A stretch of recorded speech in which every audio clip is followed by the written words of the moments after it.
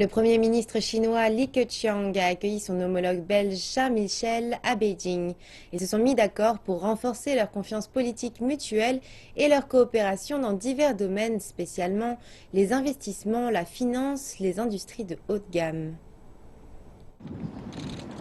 C'est par un froid glacial que les deux amis se sont retrouvés pour renforcer leurs relations économiques et commerciales. Le Premier ministre Li Keqiang avait organisé une cérémonie de bienvenue pour le Premier ministre belge devant le Grand Palais du Peuple à Beijing. La Belgique est l'un des premiers pays européens à avoir établi des relations diplomatiques avec la Chine dans les années 1970 et les deux pays ont connu 45 ans de relations diplomatiques. Le Premier ministre Li a déclaré que la Chine chérissait ses relations avec la Belgique et regardait ce pays comme un important partenaire dans l'Union européenne.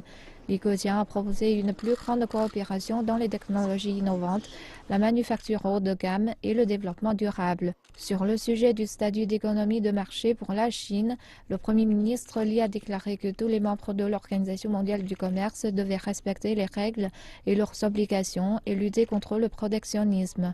Le Premier ministre belge a déclaré que la Belgique allait continuer d'adhérer à la liberté du commerce et maintenir un développement durable et stable de relations économiques et commerciales avec la Chine. Il a aussi appelé à une coopération plus étroite en matière de finances et d'interconnectivité. Les deux dirigeants ont aussi assisté à la signature de contrats portant sur des investissements dans les industries haut de gamme et la construction d'infrastructures. Dans le cadre du consensus qui est ressorti de la rencontre entre les deux dirigeants aujourd'hui, la Belgique va travailler à aligner le plan d'investissement pour l'Europe avec l'initiative Une ceinture, une route. Les deux parties vont encourager davantage d'investissements de la part des entreprises.